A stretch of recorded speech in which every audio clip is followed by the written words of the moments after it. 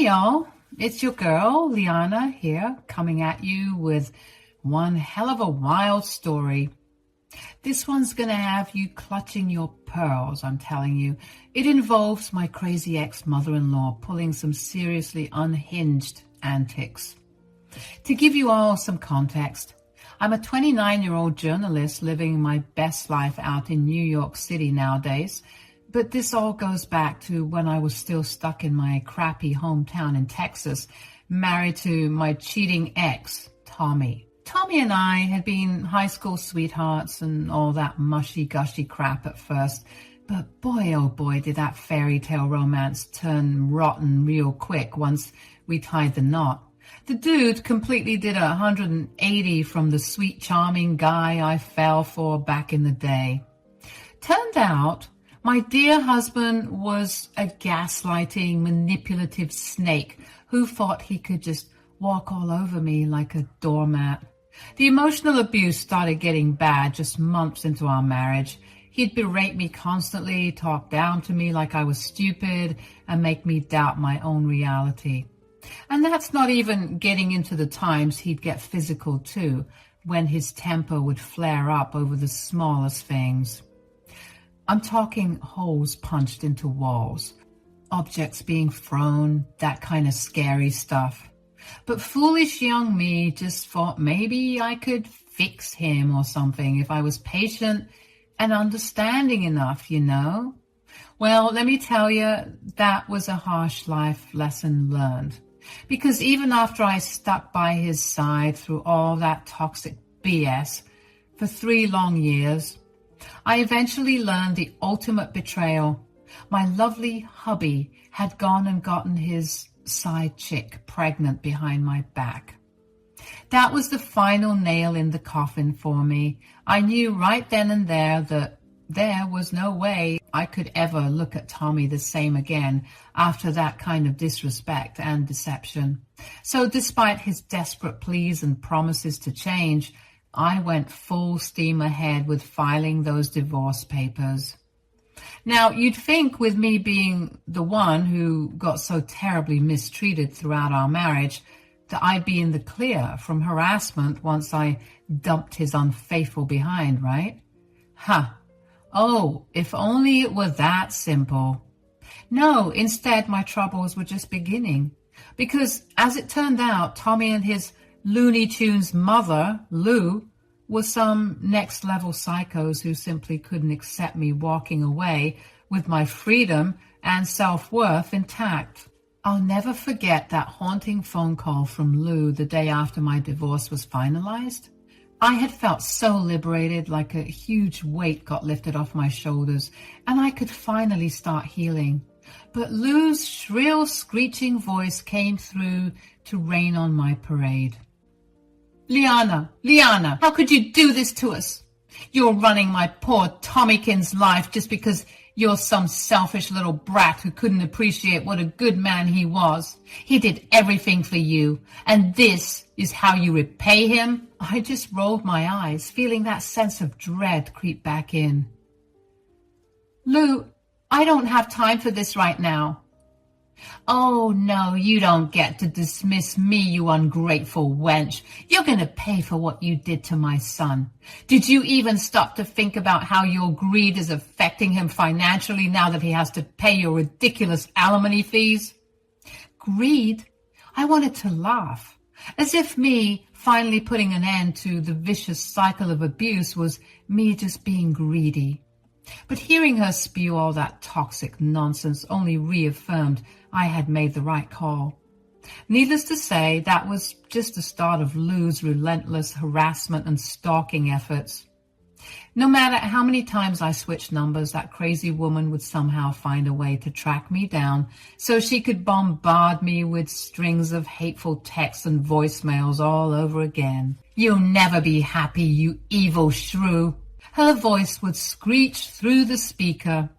You won't be able to hide from Tommy forever. He's going to take you back whether you like it or not, you dumb tramp. Yeah, real high-class lady there, huh? Still, sad as it was, I expected nothing less from my twisted ex-mother-in-law. She was always Lou, not Lulu to me. Just a bitter old miserable hag desperately clinging to the twisted idea that her precious baby boy could do no wrong. So for the sake of my own healing, I made the wise choice to go full no contact with both Tommy and his whack job mom. I blocked their numbers, blocked them on all socials, the whole 9 yards. Looking back, it was easily one of the best decisions I ever made for my mental health. Of course, that didn't stop Lou from finding new ways to harass me every now and then. She would make weird prank calls, send nasty emails, and even reach out to some of my friends trying to turn them against me. At a certain point, it got so over the top that I actually had to get the cops involved to declare her behavior as harassment. But of course, they didn't do much. They just saw her as this innocent but senile lady who could do no harm. But that wasn't true. Every text, every call, every comment was a reminder of the hell I went through for those 3 years. After some time, though, things finally seemed to settle down for a little while. I ended up landing an awesome journalism gig out in the Big Apple where I could really dive headfirst into focusing on my dreams and healing from those traumatic past relationships. Life was honestly going so amazingly well. I had a fab new career trajectory, amazing friends who became my chosen family, and was truly coming into my own in ways I never thought possible during my dark years of abuse. Until one fateful day when I got a call that rocked my world. My Uncle Lenny, who I was super close with while growing up, had passed away back home in my small Texas town. Uncle Lenny was genuinely one of the sweetest, most caring souls you could ever hope to meet. Despite being just a simple school teacher, he devoted so much of his spare time to volunteering at children's hospitals, homeless shelters, you name it. He was the kind of selfless guy who would give you the shirt off his back without hesitation. So it absolutely shattered my heart to learn he was gone, and knowing I wouldn't get a proper chance to say my final goodbyes. I hadn't physically been back to our hometown in ages due to the lingering trauma of my divorce. But there was no question in my mind that I had to return to be with my folks and the rest of my grieving family for his funeral after such a devastating loss. I hopped on the first flight out to Texas, already an emotional wreck. Saying goodbye to that sweet man was going to be one of the hardest things I ever had to do.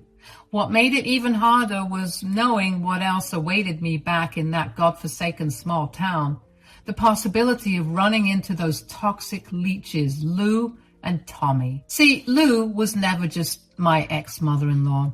She had grown up and spent her whole life in the same area, so running into her out in public was pretty much inevitable, since our families had deep roots there.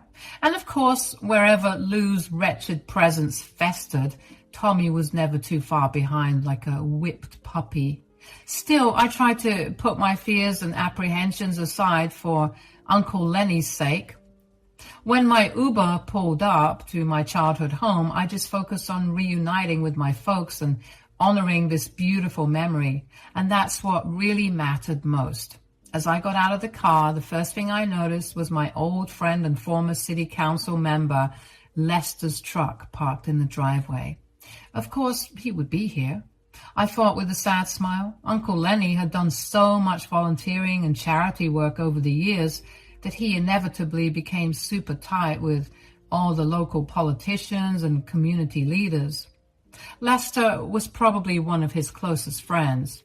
I felt a comforting warmth knowing someone like him would be here for my family during this heavy time.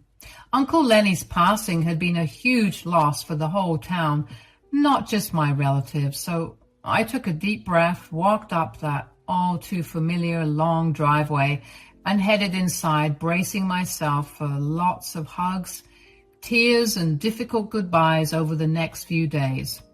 My parents were an absolute wreck as expected. We spent The first several hours just drinking tea and swapping old stories and anecdotes about Lenny back when we were kids. I couldn't contain my own waterworks either, as more and more heartwarming memories came rushing back of what an amazing uncle and human being he had been in life. Lester himself was there pretty much from the moment I arrived until well into the evening, too. He was a total rock for all of us through the grieving process, offering so much compassion and even laughing along whenever we'd fondly recall Lenny's incredible sense of humor, too. A really great man. As evening fell, Lester eventually had to head out despite all of us wishing he could stay longer. We would miss that comforting presence over the next few days as we prepared for the upcoming funeral service. Just when I thought the night's poignant grieving session was winding down, though, I got a notification on my phone that made my blood run cold. It was from an unknown number, but I knew exactly who was behind it. That deranged hag, Lou. Sure enough, when I opened up the message, there was a picture of a smashed-up car with its windows busted out sitting in my mom and dad's driveway. The text above simply read, "That's what you get for divorcing my son." A chill ran down my spine as I quickly realized this was just the latest vile move in Lou's twisted harassment campaign against me. Despite trying to start a new life far away from their toxicity, that psycho was still dead set on tormenting me for daring to escape her precious son's abuse. Of course, she'd known that I would be home. She was probably stalking the area all day. "For real?" I muttered under my breath. This woman was really going to threaten me even while our family was in mourning? Talk about a new low. In a sudden flash of anger, I tried to call the number back, but it went straight to voicemail. Figured that a deranged woman would set up a burner just to get my hopes up before disappearing again. I felt a surge of adrenaline as the realization hit that Lou had followed through on her twisted threat after all. "Everyone, we need to go outside right now," I yelled, causing my parents and Lester to jump in surprise. Not waiting for a response, I bolted towards the front door and flung it open, the others following closely behind me, asking me what the matter was. And there it was, Lester's truck sitting in the driveway, just as decrepit and destroyed as the photo Lou had sent me depicted. The windows were entirely shattered into a million pieces, littering the driveway. Long gashes were carved deep into the door panels, warping the metal frames. One of the tires had been slashed open too, leaving it completely deflated and bent at an unnatural angle. "Oh my God," I heard my mom gasp behind me in horror. Lester, on the other hand, said nothing. His entire body seemed frozen in a state of utter disbelief and fury. Taking a deep breath to steel my nerves, I turned to face them and show them the message. "Who is this?" "It was my ex-mother-in-law, Lou. This is her doing." Lester's eyes widened as realization crashed over him too. "The woman you told me had been harassing you for years, since your divorce?" I could only nod solemnly, feeling my face burn red hot with shame and guilt. This poor man had always been there for me, and now he was here with our grieving family out of the goodness of his heart during our time of mourning. And now his generosity had been violently repaid with Lou's blind vengeance simply because I was the target. As Lester stormed down to inspect the damage up close, running his hands over the jagged scratches and dents, my dad pulled me aside with clear concern. "Honey, are you telling me this awful woman has been terrorizing you like this? Even now, after all these years?" Tears welled up in my eyes, but I blinked them back defiantly. I wasn't going to let Lou reduce me to a sniveling mess anymore. Not after all the hard work I'd done at reclaiming my sense of self-worth. Unfortunately, yes. She's become totally unhinged ever since the divorce. Somehow, she tracked me down being back in town and is taking her resentment out on us. A big part of me regrets coming back here now and putting you all at risk from her toxic obsession. Don't you dare say that, my father stated firmly, wrapping me up in a tight embrace. We're your family. We'll get through this together like we always have before. I felt a tear roll down my cheek as I melted into his comforting hug. God, how I'd missed this unbridled parental love and support during all these couple of years living alone in the big city. No matter how independent I prided myself on being, I would always need these roots to stay grounded.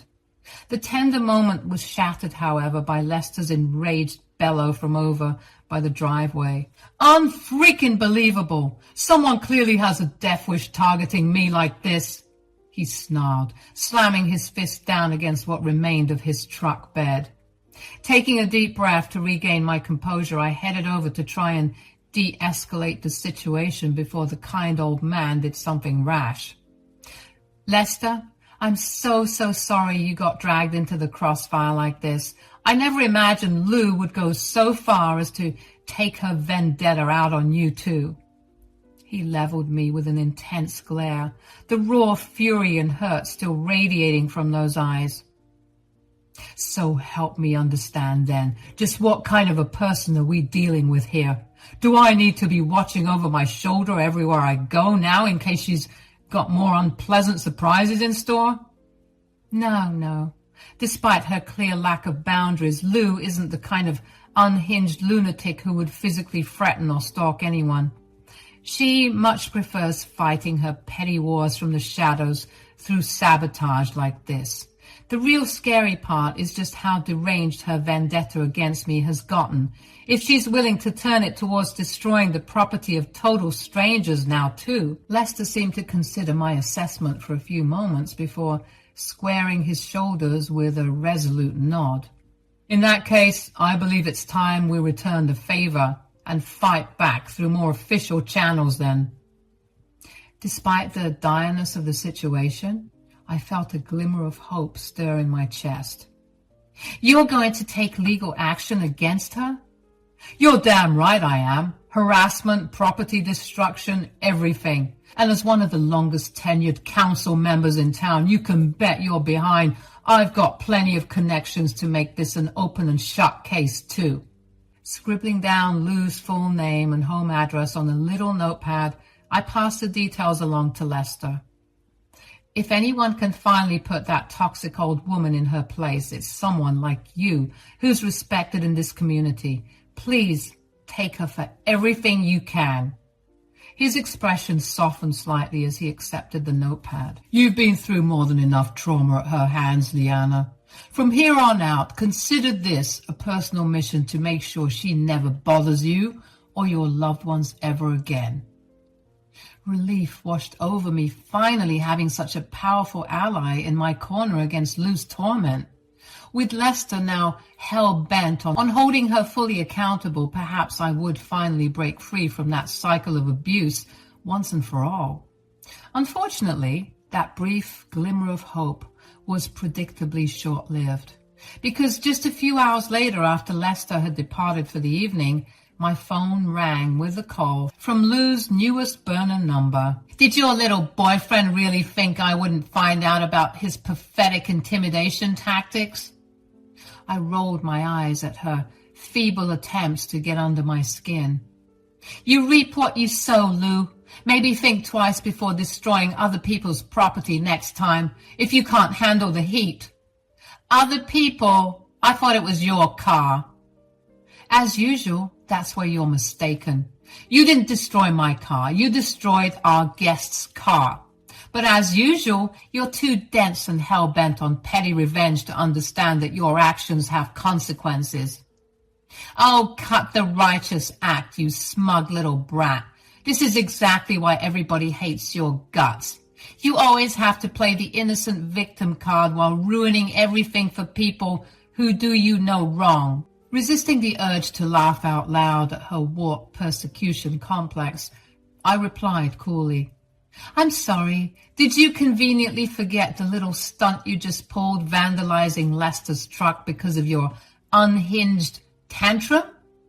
That man has never done a single thing to you, yet you still lashed out because of your petty grievances with me. Wait, what did you say? What? Who does the car belong to? That's when I couldn't hold it in any longer. She heard me right the first time, and I'm pretty sure she was looking ghostly pale on the other end of the line. That was Uncle Lester's car. You know, the old city council member? Lou seemed to be sputtering for a retort, so I pressed on with renewed strength, knowing that she was losing this battle. Well, you didn't say anything. I didn't know it was his car. I didn't know. This is all your fault. You see, you ruin everything. Why didn't you warn me? I'm sorry?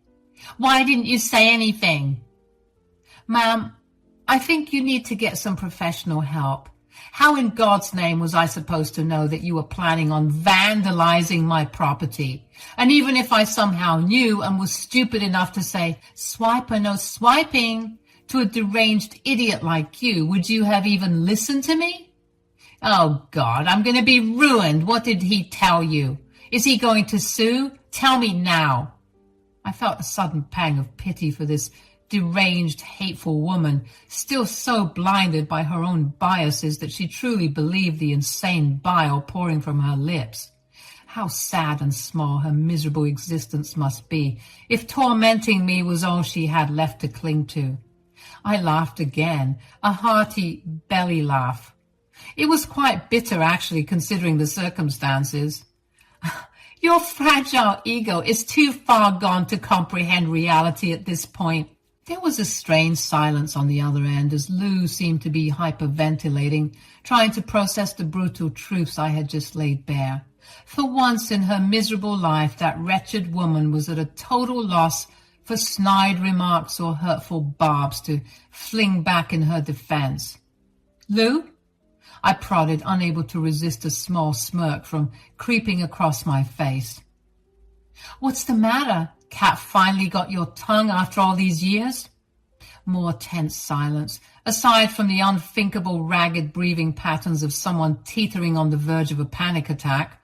A small part of me felt a pang of vicious satisfaction, knowing I had rendered the great Lou temporarily speechless simply by speaking my own truth out loud.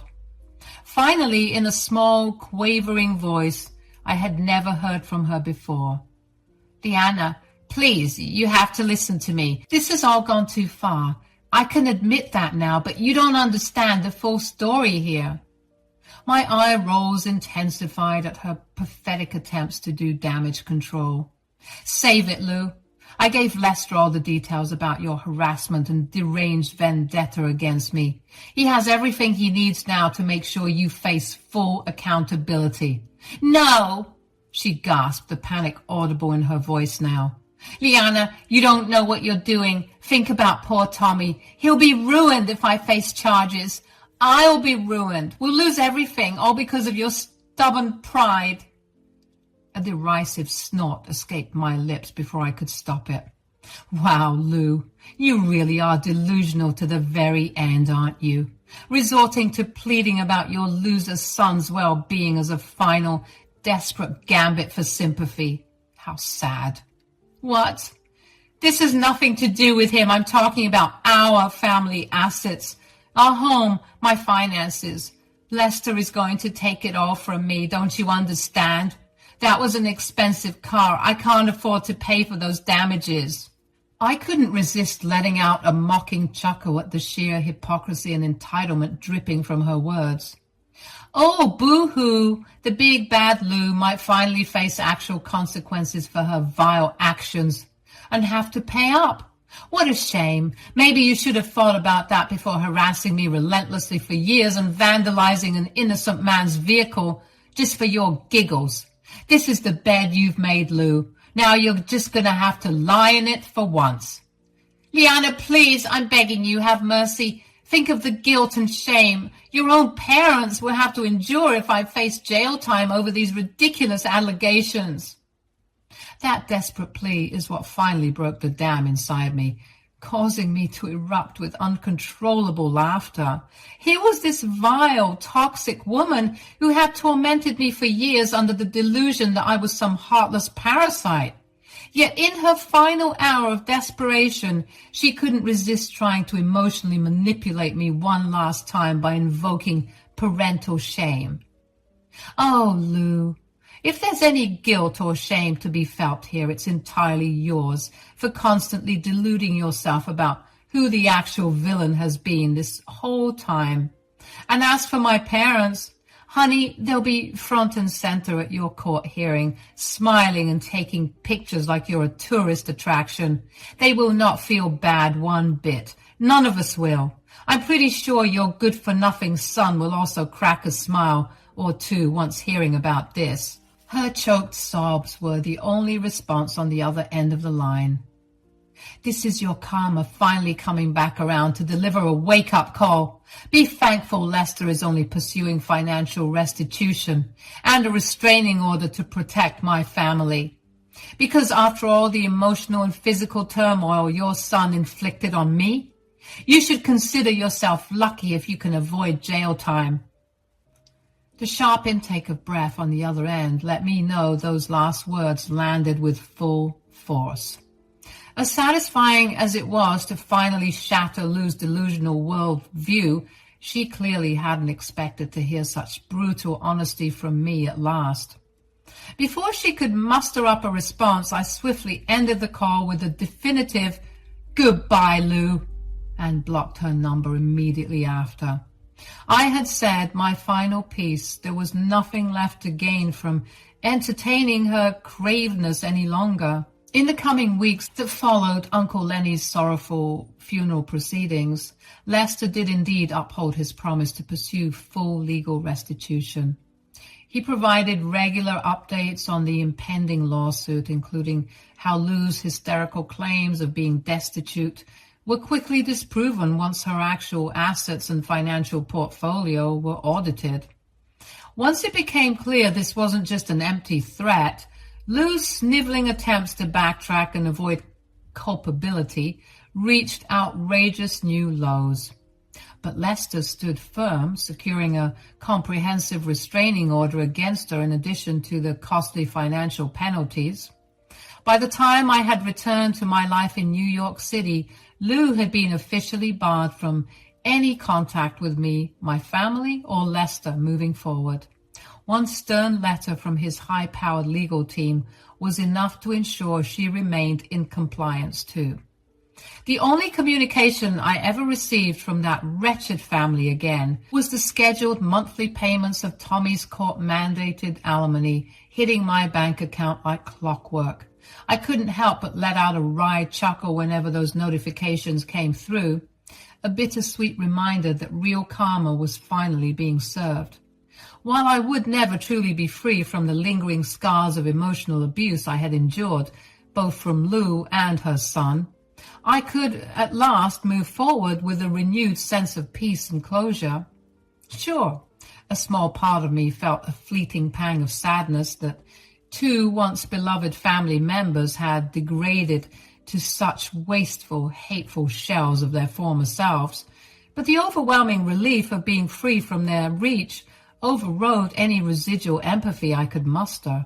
Some relationships simply cannot be salvaged when the rot has burrowed too deep. So I bade my hometown a final farewell, focusing my energy on fostering healthier connections and continuing to thrive out in New York. My Uncle Lenny's passing had been yet another harsh life lesson, but also an empowering reminder to cherish your loved ones while they're still around. As for Lou and Tommy, they could busy themselves paying off those alimony fees for the rest of their miserable lives, their perpetual silent penance for the years of trauma they arrogantly